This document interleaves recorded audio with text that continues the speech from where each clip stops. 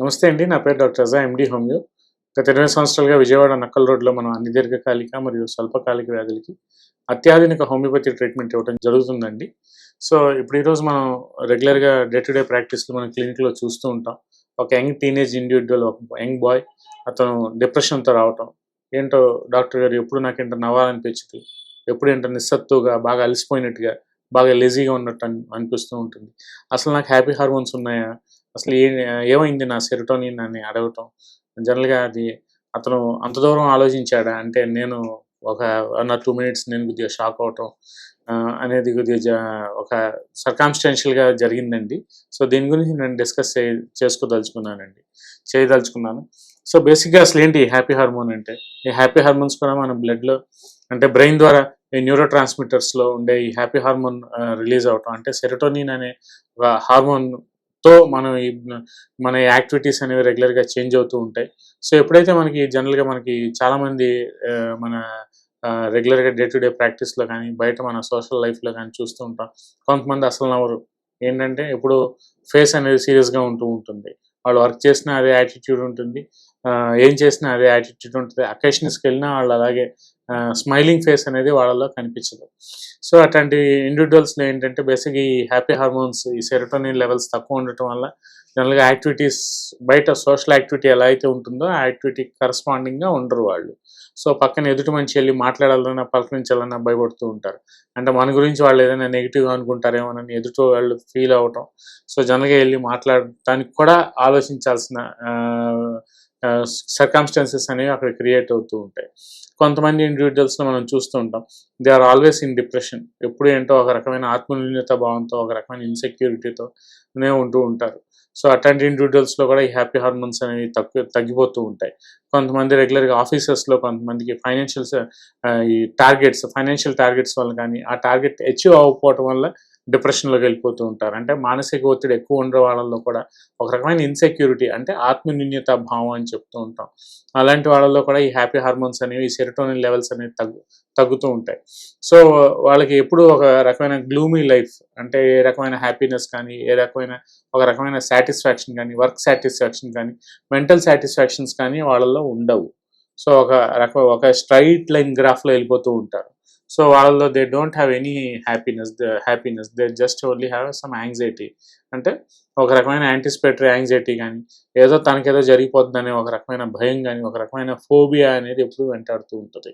అది ఏదైనా అవ్వచ్చు. సోషల్ ఫోబియా కానీ, బయట ఒక 100 మందిలో ఎళ్లి మాట్లాడాలన్న ఒక రకమైన భయం గానీ, లేదంటే కొంతమంది కాలేజ్ గోయింగ్ గర్ల్స్‌లో యంగ్ ఇండివిడ్యువల్స్‌లో, యంగ్ టీన్స్‌లో మనం చూస్తూ ఉంటాం. ఒక ఎగ్జామ్ రాయటానికెళ్ళినప్పుడు ఇమ్మీడియేట్‌గా విపరీతంగా బాత్రూమ్‌కెళ్తూ ఉంటారు. అంటే వాష్‌రూమ్‌కెళ్తూ ఉంటారు. ఇమ్మీడియేట్‌గా యూరినల్స్‌కి ఎక్కువ వెళ్తూ ఉంటారు. సో, అదేంటంటే ఒక రకమైన పానిక్ యాంగ్జైటీ అని చెప్తుంటాం. అంటే ఒక రకమైన పానిక్ స్ట్రెస్. ఏదైనా ఒక కొత్త పని చేయాలనుకున్నప్పుడు వాళ్ళకి ఆ టార్గెట్ అచీవ్ చేయగలమో లేదో, ఆ పని చేయగలమో లేదో అని ఒక రకమైన భయం, ఒక రకమైన ఫోబియా అనేది వాళ్ళలో ఎక్కువగా కనిపిస్తూ ఉంటది. సో, దానికి కూడా మనకి హోమియోపతిలో చాలా బెస్ట్ అండ్ బ్యూటిఫుల్ రెమెడీస్, ఈ యాంగ్జైటీస్, ఇన్‌సెక్యూరిటీస్ తగ్గించడానికి కానీ, ముందు మనం కంట్రోల్ చేయడానికి కూడా చాలా బెస్ట్ బ్యూటిఫుల్ రెమెడీస్ ఉన్నాయని ఈ వీడియో ద్వారా నేను చెప్పదలుచుకున్నానండి. అంటే ఫర్ ఎగ్జాంపుల్ మనం తీసుకుంటే ఆర్జెంటమ్ నైట్రికమ్ కానీ, హెమామెలిస్ కానీ, ఇగ్నిషియా కానీ, Calcarea group of remedies, very clear cut remedies, insecurity తీసేయడానికి, ఆత్మన్యూనత భావం తగ్గించడానికి, ఫోబియాస్ తగ్గించడానికి. సో, కొంతమంది అన్నీ ఉంటాయి. They are well settled, financially settled, family well settled. కానీ ఏంటో మాట్లాడరు. అలాగే కూర్చొనుంటారు ఒక మూల. ఏంటో ఒక రకమైన నిస్సత్తువ అంటే ఒక రకమైన అలసట, ఒక రకమైన ఏ పని చేయడానికి కూడా ఇంట్రెస్ట్‌గా ఉండరు. ఎప్పుడు డల్‌గా, లేజీగా ఉంటారు. అంటే వాళ్ళకది అలవాటయిపోతూ ఉంటుంది. అలవాటయిపోయి ఉంటది. Already they are inculcated with that behaviour అనమాట. So, they don't have any happiness in their life. అన్నీ ఉన్నా ఏమీ లేనట్టుగానే ఉంటారు. ఎవరికీ ఏమి చెప్పుకోరు. ఎందుకు బాధపడతారో తెలీదు. ఎందుకు భయపడతారో తెలీదు. దేనికి ఎందుకు రకమైన ఒక ఫోబియా అనేది వాళ్ళలో భయం అనేది వస్తూ ఉంటది. సో, ఎదుటోళ్ళు మాట్లాడాలంటే వాళ్ళేదైనా నా దగ్గర నుంచి ఎక్స్‌పెక్ట్ చేస్తారేమోనని ఎదుటోళ్ళతో ఎళ్లి మాట్లాడను కూడా మాట్లాడరు. అలాగే ఒక రకంగా ఒక రూమ్‌లో అలా మూల లైట్‌లన్నీ ఆఫ్ చేసి డార్క్ రూమ్‌లో కూర్చొనుంటారు. సో, వాళ్ళది అసలు ఇంటర్నల్‌గా వాళ్ళ ఎన్విరాన్మెంట్ ఏముంది అనేది కూడా వాళ్ళెవరితో షేర్ చేసుకోవడానికి ఇష్టపడరు. They want to live their own life alone. అంటే ఈవెన్ దేర్ ఓన్ ఫ్యామిలీ మెంబర్స్‌తో కూడా వాళ్ళు ప్రాబ్లమ్స్ షేర్ చేసుకోవడానికి ఇష్టపడరు.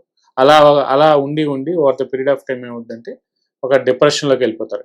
ఈ డిప్రెషన్ ఏమిటంటే డిప్రెసివ్ మానియాక్ సైకోసిస్, అంటే ఇదొక క్రానిక్ హెల్త్ హెజార్డస్ ప్రాబ్లమ్గా స్టార్ట్ అయిపోతూ ఉంటుంది.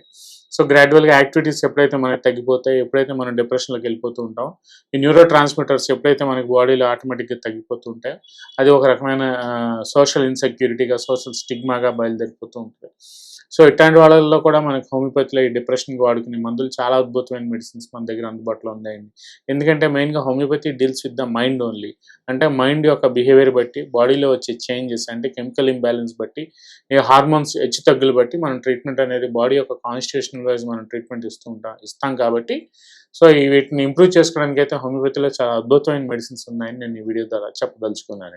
నియోజెనెటిక్ హోమియోపతి క్లినిక్ యూట్యూబ్ ఛానల్లో అప్లోడ్ చేస్తున్న వీడియోలన్నీ సమాచార నిమిత్తం మరియు దీర్ఘకాలిక స్వల్పకాలిక సమస్యలు అన్ని వయస్సుల వారు తెలుసుకొనుటకు మరియు వాటి నివారణకు చర్యలు జాగ్రత్తల నిమిత్తం ఉపయోగపడును. మా వీడియోలు నచ్చినట్లయితే లైక్ చేయండి, మా ఛానల్ ను సబ్స్క్రైబ్ చేయండి.